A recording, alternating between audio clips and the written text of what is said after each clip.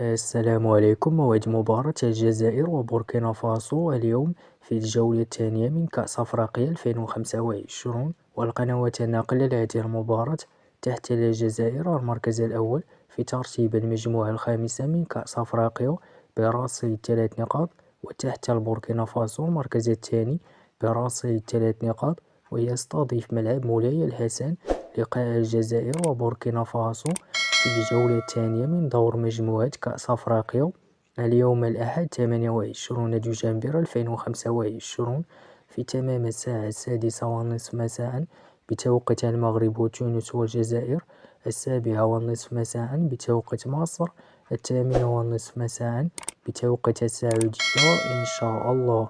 وسيتم نقل هذه المباراة على قناة بين سبورتس ماكس 1 بتعليق حفيظ دراجي.